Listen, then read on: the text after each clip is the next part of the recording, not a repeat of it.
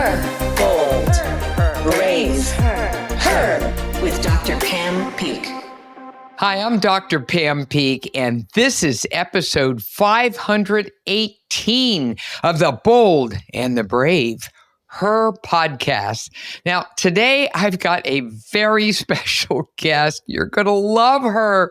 Her name is Ginny MacColl. Now, Jimmy, why is Ginny so cool here? Well, that's because she's an actress, dancer, competitive athlete, and get this, and we're going to hear the whole story, all right? Oh, this is so amazing. Right? She's in the 2024 Guinness World Book, of records. Why? Because she made history at the age of 71 as the oldest person to complete an obstacle in the Ninja Warrior television series. Oh my God, she was dangling. What can I say? Ginny, welcome aboard. Thank you very much, but I have to clarify. It's confusing. In the Guinness Book of Records, I am the oldest female competitive ninja athlete. And on American Ninja Warrior, I was the oldest person to complete an obstacle. Oh, we're just splitting hairs here now. Yes, All I had to be clear. All we really want to know is what the hell? All right. So how old are you now, Ginny? I'm 73. You're 73 and proud of it. Okay. Yes. Awesome, it's the best time of life. Hey, man, listen. Okay. So this is just so cool. I had read an amazing piece about you, and several of my friends had sent me the same damn piece. And they said, you better get her on your podcast because, there's like a story here. And what I love about this is that it's very rich in life's transitions, which is really cool. So you had a really storied life as a dancer on Broadway way back in 1974. That was the Broadway show Pippin. And then you transitioned into the commercial world, and You've done over 100 national and regional commercials. I'm sure we've seen you in the 70s and 80s. And then you took some time to raise your family, about 20 years or so, right? Yes. But what happened then? What happened after that 20-year thing? Something happened.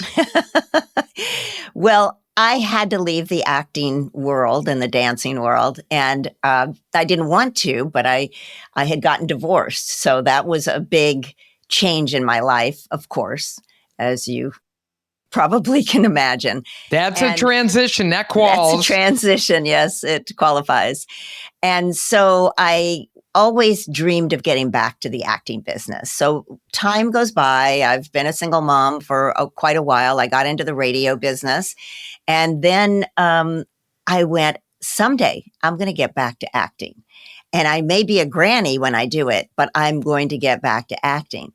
And time passed by. I got remarried. My kids are off to college and beyond.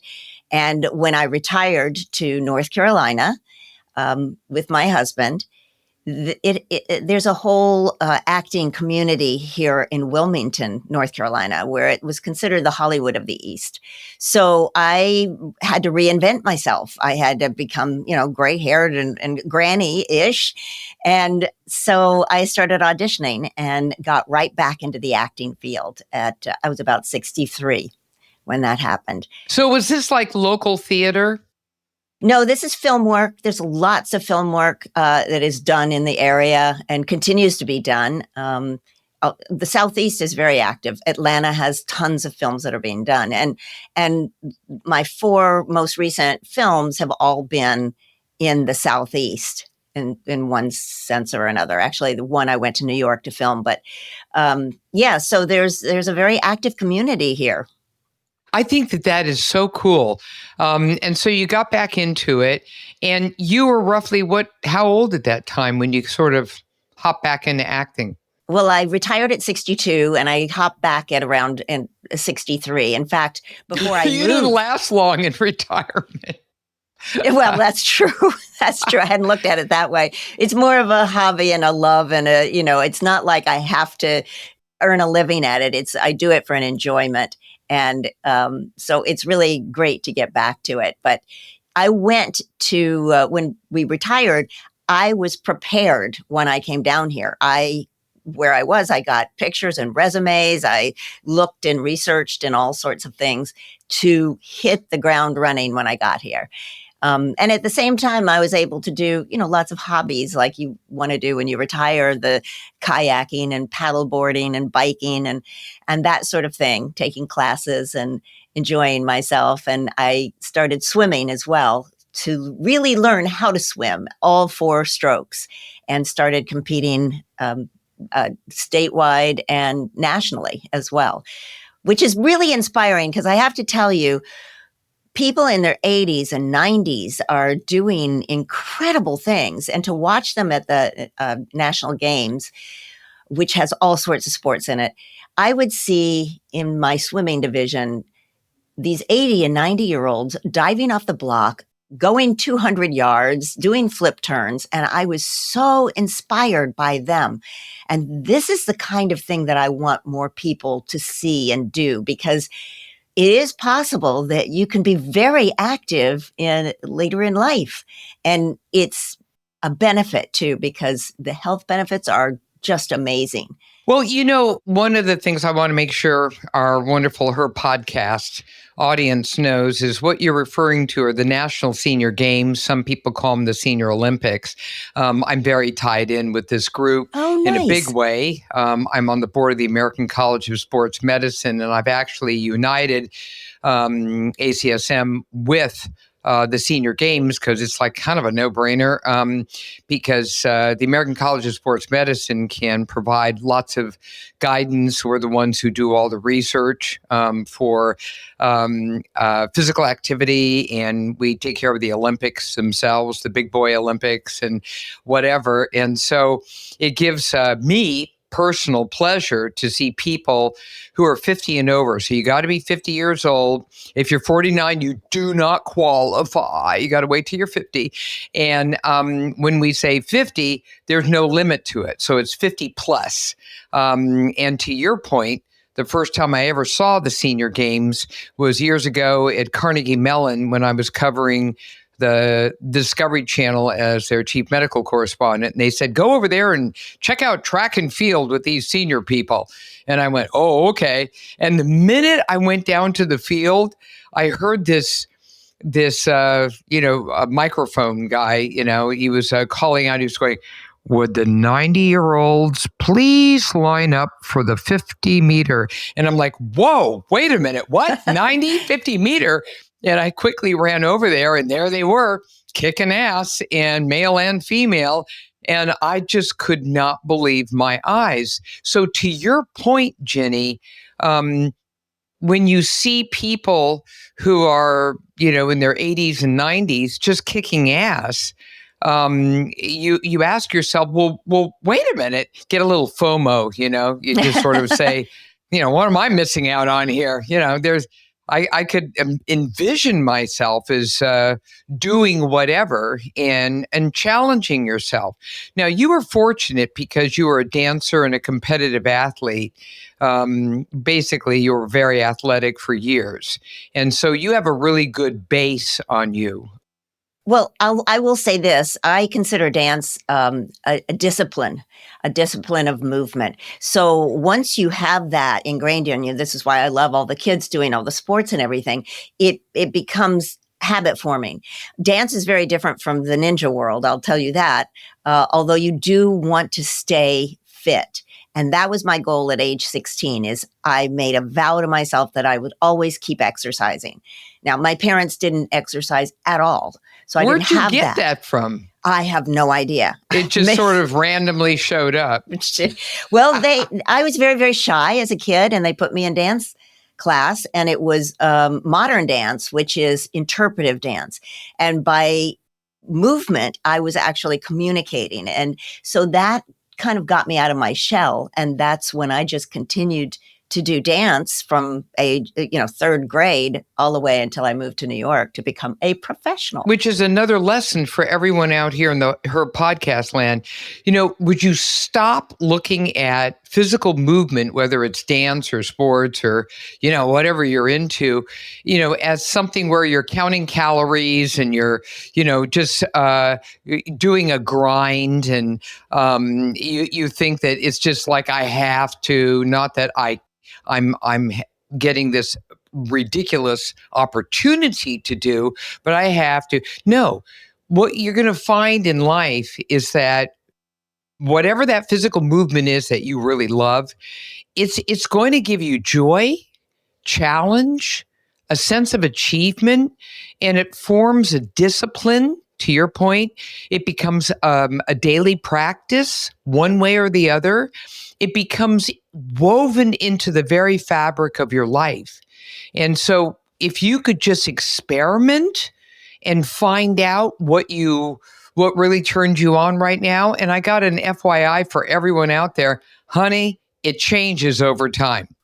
What was groovy about 20 years ago, and that was working for you for a whole host of reasons, especially as you age and you have some limitations, you got to change it up. So you're a beautiful example of that. Now, tell us about your wild and crazy daughter and how she got you into this whole ninja thing. Well, as I was talking earlier and saying about in retirement, I got right back to acting and then swimming in a big time.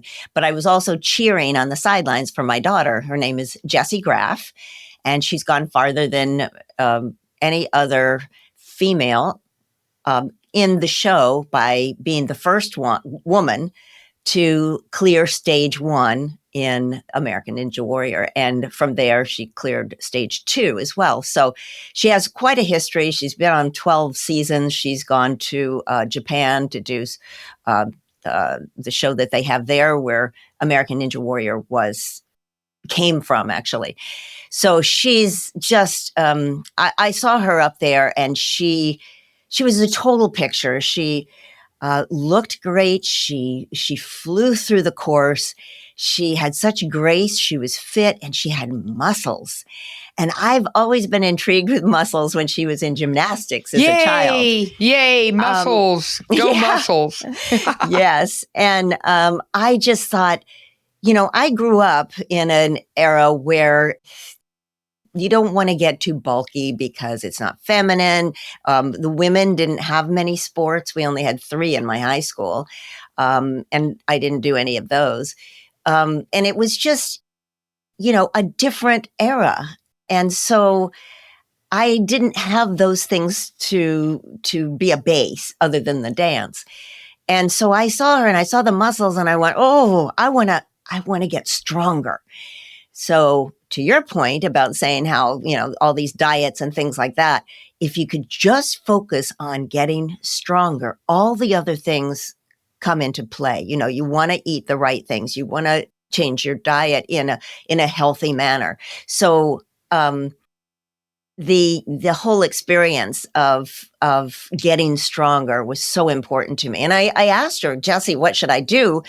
I want to get stronger. And she mentioned several different things. I can't remember now. I just remember pull-ups was the biggest thing. Of course, having no upper body strength, I got my little bar and I put it in the door frame, and I was working. I had handles that came down from it. And I was working my way up, and I was like so proud of myself that I was finally I did this, just on my own at home, working here and there.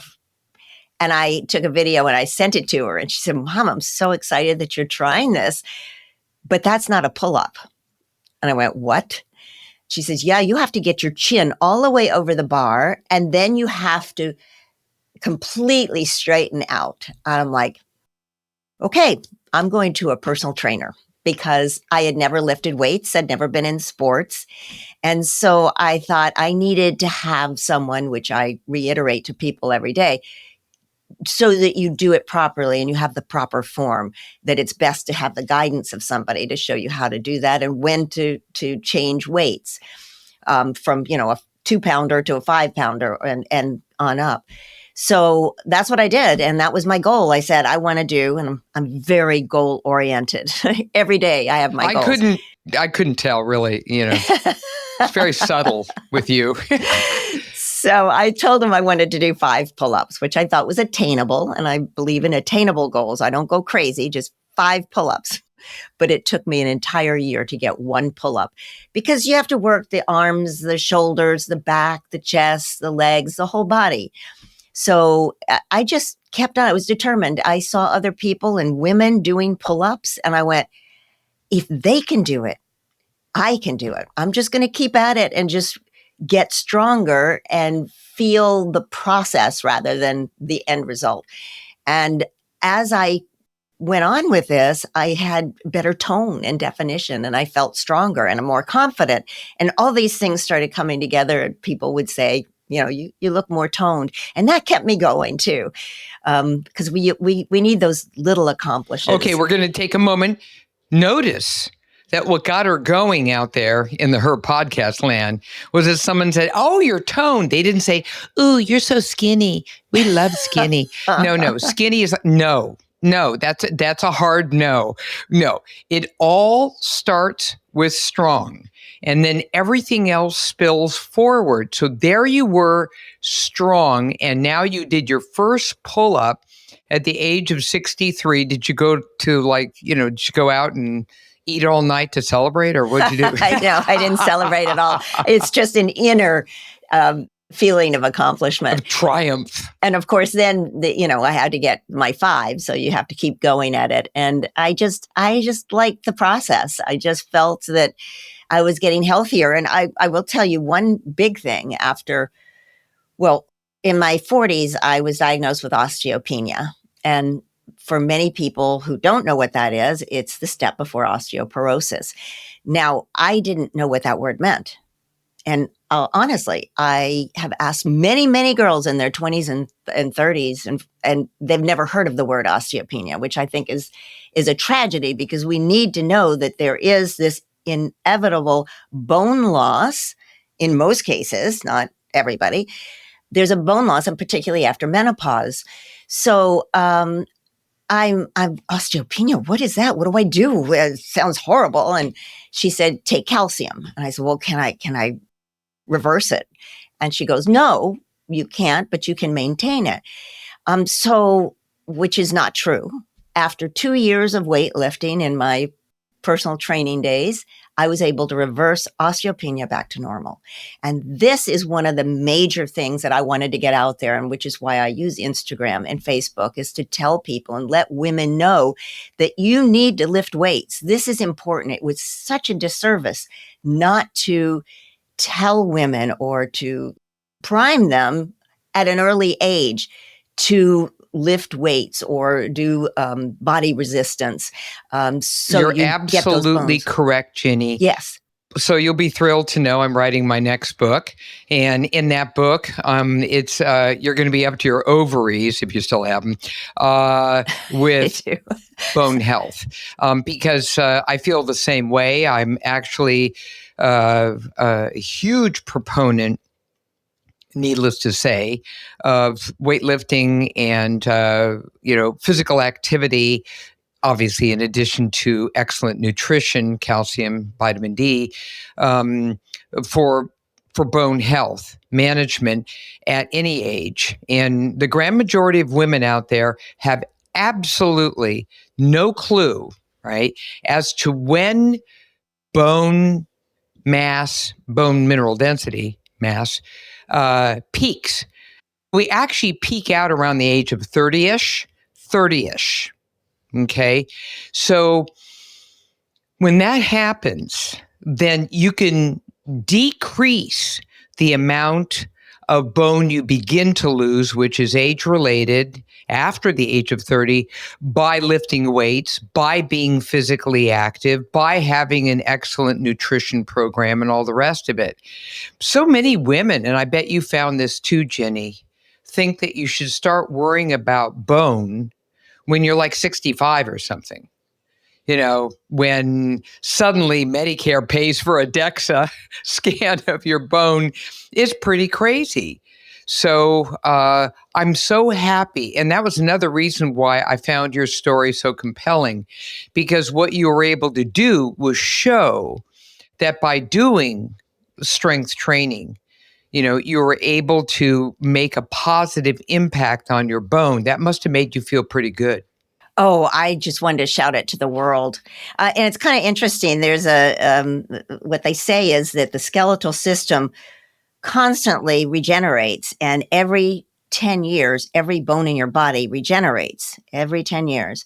So you're getting a completely new bone system. But to grow it back, it slows down as you age. And there's the problem, because we need to keep the impact and the strength and the bones. So maybe, just maybe, you won't get osteopenia or osteoporosis. I think that the actual answer to that medically is that by the age of menopause, so that's roughly about 52 years old, plus or minus, there's always variability. Estrogen is an extraordinarily powerful bone builder.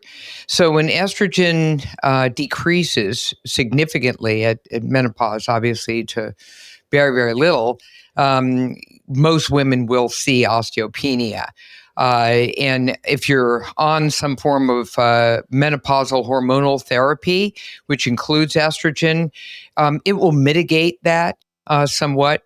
But as you age, it's very common to have some level of decrease in bone mineral density. It's very normal. It's just that you want to keep it to a small change versus a rapid decline right into osteoporosis. So women already know when they get their, DEXA bone scans that it's all about these T-scores, which are not perfect, but, it's what we got right now. There's going to be new technology over the course of the next couple of years you'll hear about. But, you just don't want your T-score to start plunging down into the osteoporosis range. So you've done a stellar job of reversing that. So that was another marvelous benefit of doing your strength training, which is fantastic. Which I hope those people in their 20s and 30s are listening, so that they can possibly mitigate, as you say, any kind of downward trend in the bone mass, and they could start now. You need to start now, no matter what age you are. When I wrote Body for Life for Women, that was the first time a woman physician, had published a book for consumers where I ranted and raved about women getting strong. It's like, okay, we have all these books on running and, whatever. And this is all great. God bless. But we need to be strong, and we need to be lifting weights, whether it's just our body weight, right? Whether we're in a gym, I don't really care. What we have to do is get strong, and we have all kinds of options to do that, which is why I'm with you, sister, on this one. Now, when we return, you're going to tell us all about how the Ninja Warrior thing happened for you, Ginny MacColl. The Her Podcast is sponsored by Solaray Vitamins, Minerals, and Herbs, all rooted in nature. In addition to women's multivitamins, Solaray, Solaray, is presenting the new Her Life Stages products, providing support for the menstrual years, including PMS, perimenopause, menopause, and postmenopause, and even libido. This integrative holistic approach has a woman's back throughout her entire life journey. To learn more about Her Life Stages, you've got options. You can run on over to your local health food store or check it out at Whole Foods, Sprouts, Amazon, or scroll over to solaray.com and use promo code HER20 for 20% off your purchase. Women, Solaray's got your back. And we're back. Okay, Ginny. All right. just spill the beans. How'd you get into Ninja Warrior? Well, actually, there I was watching her and I wanted to get stronger. And I was always very curious about the first obstacle on the show. It was jumping back and forth between 5 stairs that were on an incline, and it was over water, and they were very far apart. But sometimes by the film work, you can't tell. And the athletes just dashed through these steps all the time. And I went, I think I could maybe do that someday. I'd love to try. Maybe not on the show, but just try. And then in season 8, American Ninja Warrior asked that Jessie and I do a working out together as mother-daughter. It's just a nice produced spot, which it turned out to be beautifully done. And they kind of like said, you should submit for this. To get on the show, you have to submit a 3-minute video, and you have to have personality and skills. So I went, well, that's crazy. I can only do 1 pull-up. I can't do a lot of things on the obstacle course, but okay, I'll work on it and I'll send in a video. And I got the call. And then I went, oh my gosh, Jessie, what do I do now? And she said, well, live in a gym. Just move into a gym and sleep there all night and hope to God something your skills happens. will increase. Yeah, I went, what have I done?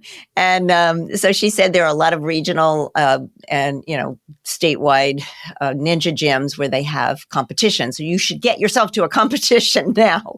So I did that. There was one in Atlanta, and I went to it, and I felt way out of place. Obviously, me with my gray hair, and I'm walking around and I'm looking at the obstacles, things I'd never done before. And I'm like, oh, how am I ever going to get that jump to that and catch it?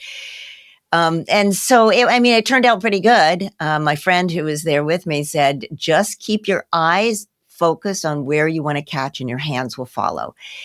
And that's what I did. And I got through the first obstacle, and I got all the way to the 5th or 6th obstacle. I can't remember. So it was pretty good. I felt pretty good about myself.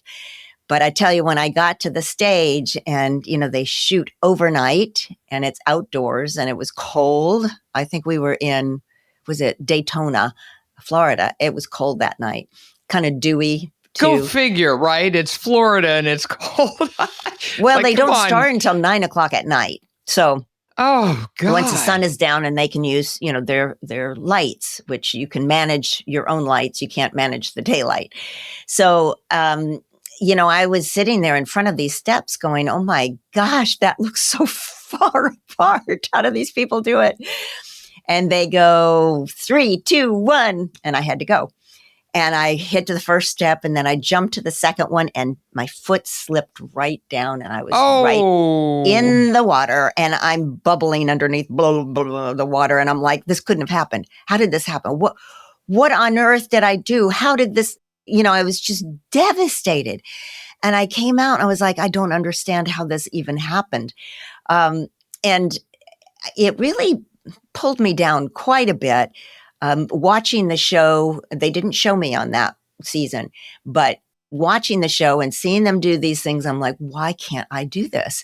And my husband said to me, well, you'll do it again. And I'm like, what? Are you kidding me? Why would I do that again? And he was going, because you can do it.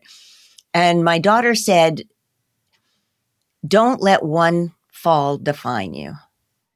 Ooh, I love that. Yeah, look how far you've come. Now, you can sit back and have a nice life, or you can get back up and work harder.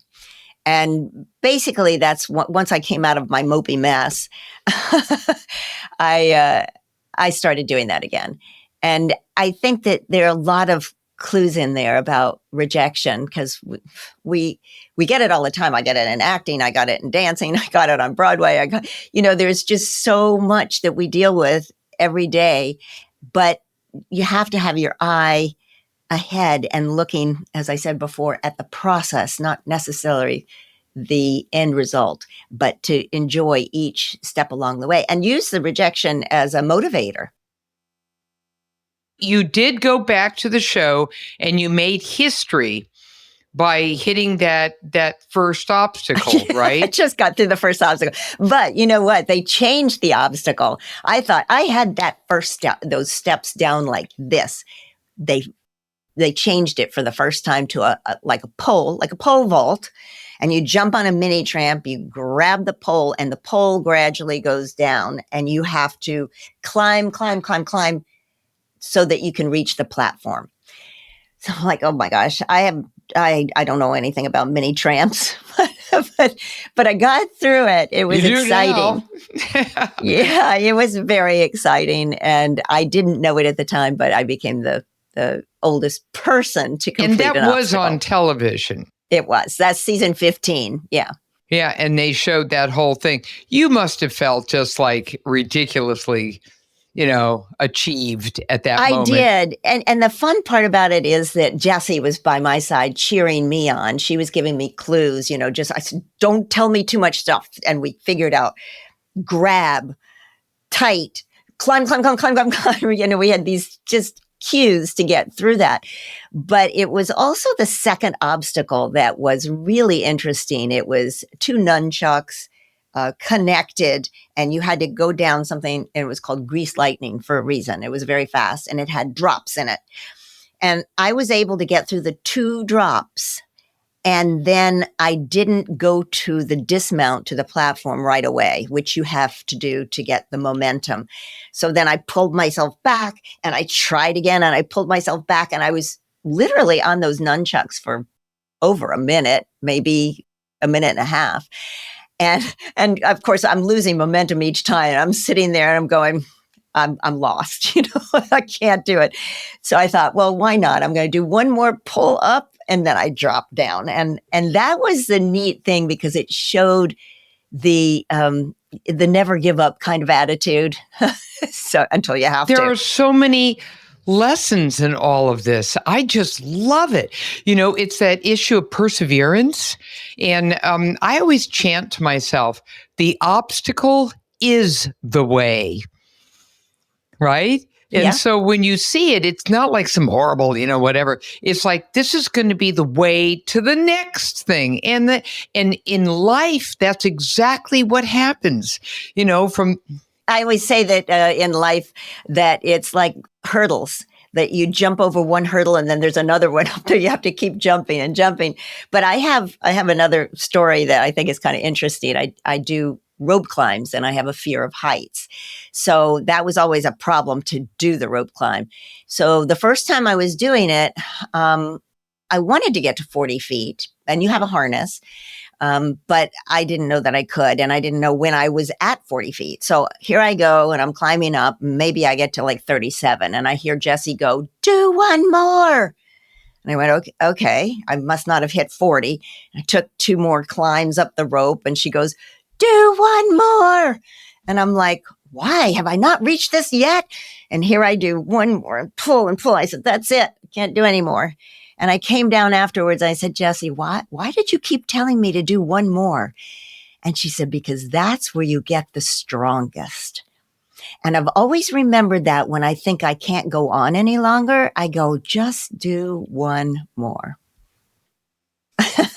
That's absolutely correct. And that's also what you do when you strength train. You do it to exhaustion, and so you're doing your reps and back and forth. It's not your first 2 reps of maybe a set of 12. It's those last 3 where you're like, always, you're calling for your mother, help me, and that's when you really grow. And in your case, it's such a beautiful story, with this rope climbing.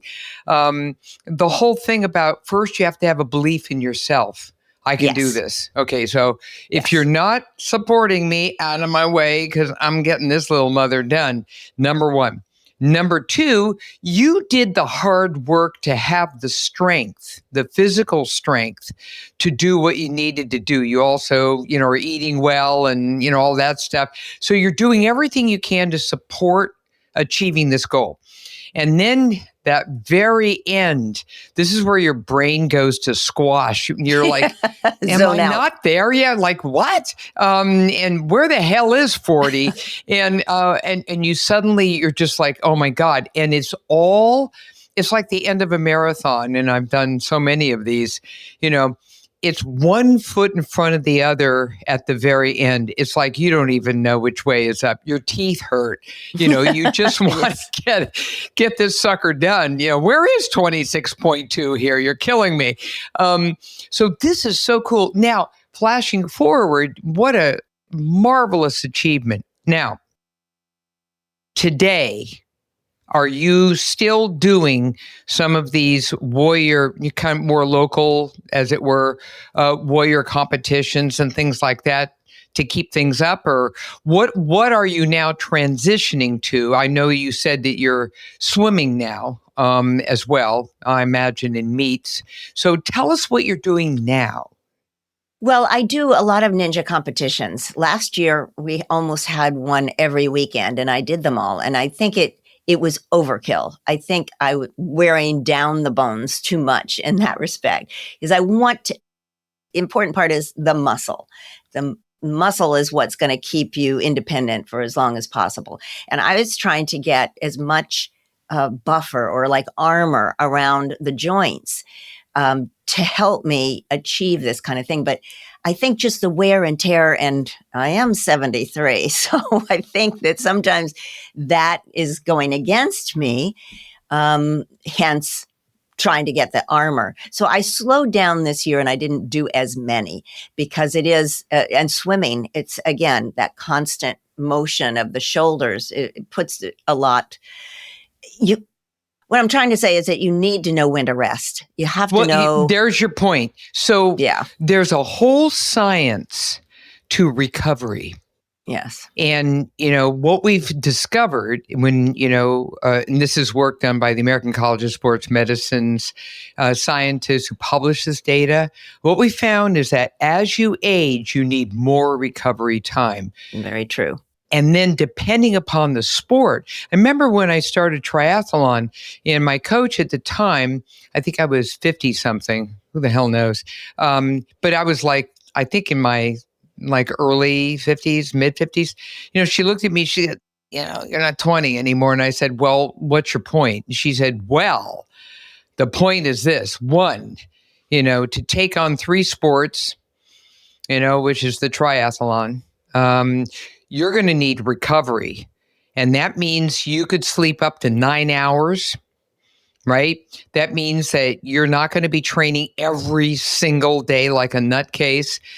You need recovery. So if she said that when I was, my 50s, one can only imagine what's going on 60s, 70s, and beyond. You have to be very, very respectful of that. So I'm really happy to hear that you cut back and you allowed your body to heal, because the healing process is also affected by the aging process. So you're kind of butting up against, aging as well. Have you followed your bone mineral density over time? Oh, yes. I definitely look at it. Every 2 years is when they ask you to have it done, but I'm always looking at it, and it's always, fluctuating. And it's like, I have to keep working at it. And that's the same thing with your muscles. That's the same thing with your balance and everything in your body, is that you have to keep, I don't want to just maintain it. I want to make it stronger. The muscles, the bones, the balance, could be the vestibular system also goes after like 40, where it's difficult. And that's what happens to people, is they lose their balance. They don't have the mobility in their ankle, and down they go, break a hip. And it's hard after that. If you have the soft bones, all those things work together. So I work a lot on mobility. Is really important, and balance. I do a lot of balance work, but the mobility, I think, just to keep everything even Steven, so it's not like if you're a tennis player, you're always going one side, or a baseball player, you need to keep your body, in good alignment. Okay. And that's now, why. Yeah. Oh, here we go. Give us a day in the life of Ginny. So I want to know what you eat, and I want to just give me a general idea of your physical activity. So what time do you wake up in the morning? When I'm swimming, I have to wake up at just a bit before 6 a.m. So this morning I swam. We swim for an hour with a coach. And so I do that 2 times a week. I do personal training 3 to 4 times a week.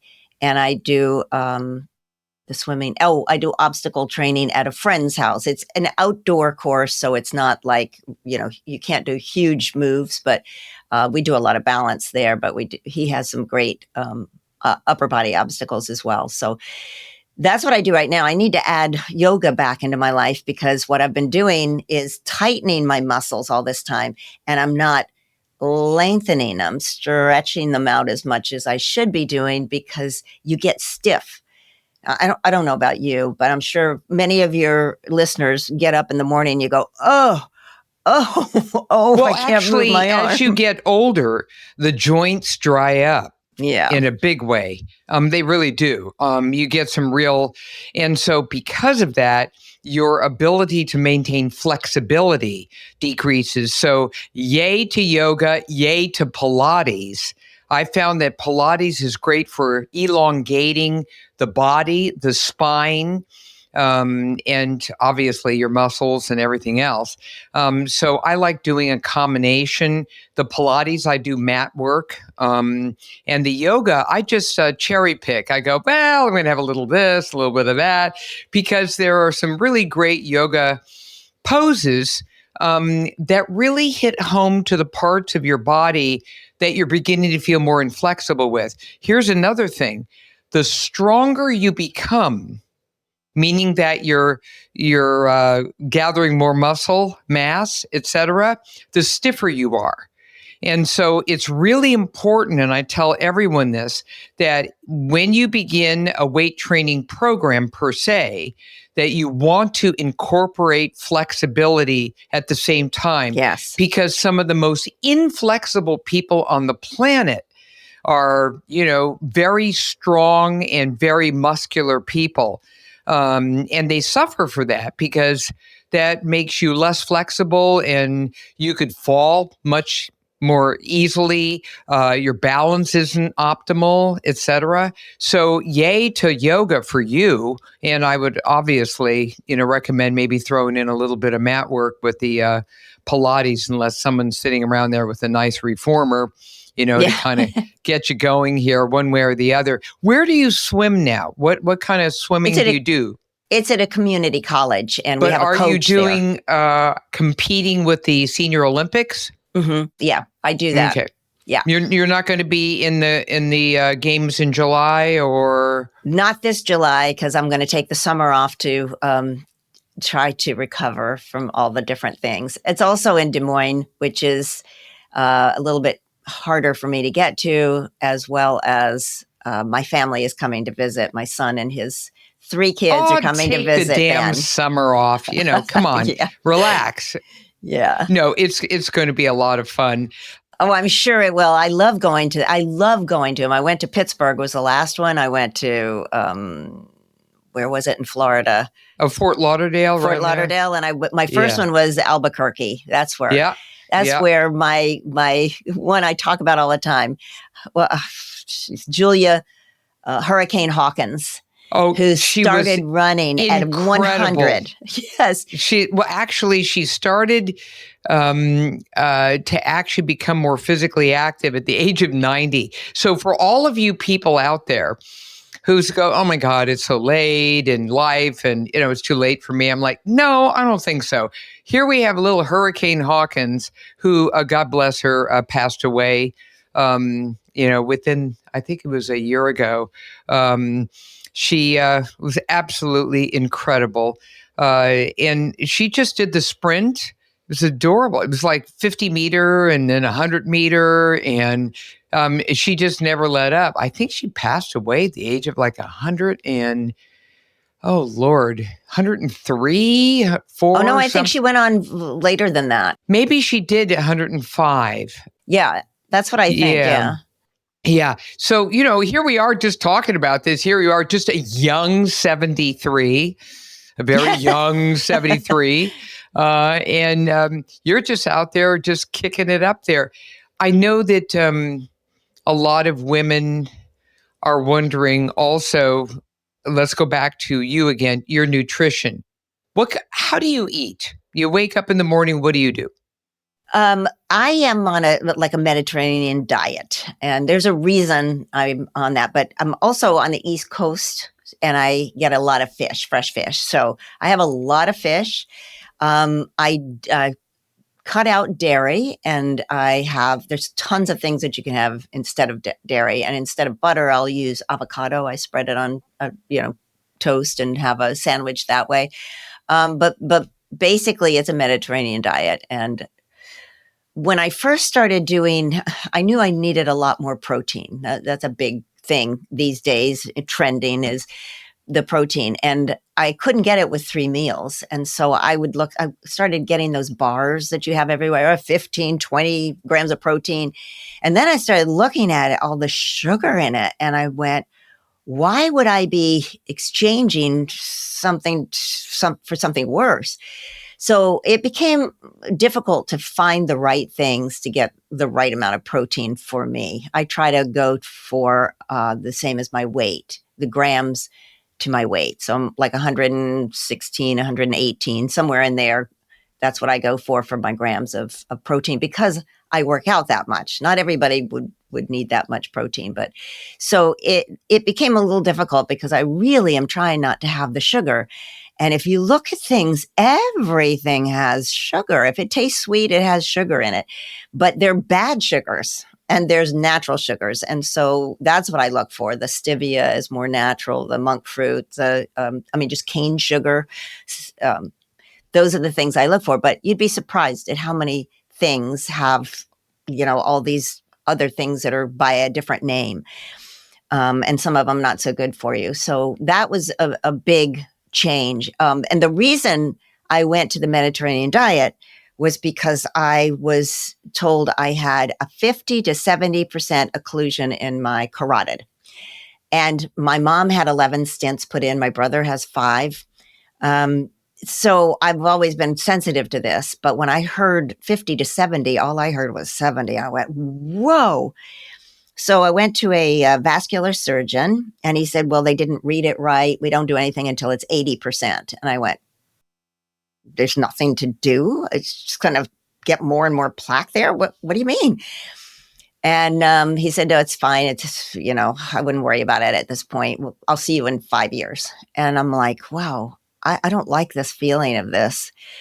So I read a book, and this is what it says. I stopped red meat. I went drastic, and there was nothing in the house to eat. I'm telling you, this was not an easy transition because I love my ice cream, but I had to do it. And I went, if I was able to reverse osteopenia, then perhaps I can do something with my diet. So that's what I did. It was pretty drastic. And I went back to him in 2 years. Had another scan, and it was 40%. And I asked what were the reasons behind that. And was it the report that was initially read? Was it where they put the ultrasound, where they placed it, how they placed it? Was it diet? And so I imagine it's all 3, but I'll never know exactly until I have another time with the doctor there and see what's going on. Well, I've got news for you, sweetie. Okay, and that good. Is, honey, if it went from 70 to 40, I'm putting my money on lifestyle habits, and you clearly have a family history. Yes, in your heart genes. disease. So what you did, well, remember, genetics may load the gun, but environment and lifestyle pulls the trigger. Oh, and boy, nice saying. Yep. So you did just exactly the right thing. Ginny, you're such an inspiration. How can people learn more about your work? Is there a website? What you got? I put everything, my whole pull-up journey on Instagram. And that was when I had that first fall at American Ninja Warrior, and I ended up in the water. I was using that to help me understand that I had been having a good process, not that the fall would take over. Understood. So it's in pictures. What's your Instagram handle? It's just my name, Ginny MacColl, which is GINNY MACCOLL. And I'm sure you'll have them in your... Oh, we'll have it all over the place. So I just want everyone to run on over to Ginny's Instagram, learn so much more about her. I mean, this entire episode was just chock full of, how extraordinarily inspirational you are with stories, wisdom, lessons in life, all the rest of it. There's so many parallels here. That's why I think your story was just so rich. Ginny, I want to thank you for being on the Her podcast. And I'm going to have to circle back with you. And you will become what we love to call it here at the Her podcast, a repeat offender. You will be back again and again as our guest, because I think that your story just continues to get richer and richer, and we love to be able to share these life lessons. So, Ginny MacColl, thank you very much. Thank you so much for being on having the Her me. podcast. And thank you to your audience for listening. Absolutely. Oh my gosh. And now speaking of thanks, I want to say thanks to my sponsors, Solar Ray Vitamins, Minerals, and Herbs, all rooted in nature, and the new Her Life Stages products. Scope it all out at Solaray, SOLARAY.com. Now take a moment right now, leave us a review, because we love to hear from you. What a great episode. This has been a production of Podcast Health. I got a reminder for you, and that's that your time in this world may be limited, but the things you can do with that time are not. Now listen up. Ginny MacColl is literally your poster child for that little reminder. So everyone out there, get on out, seize the day, carpe diem, and thanks for being here with us.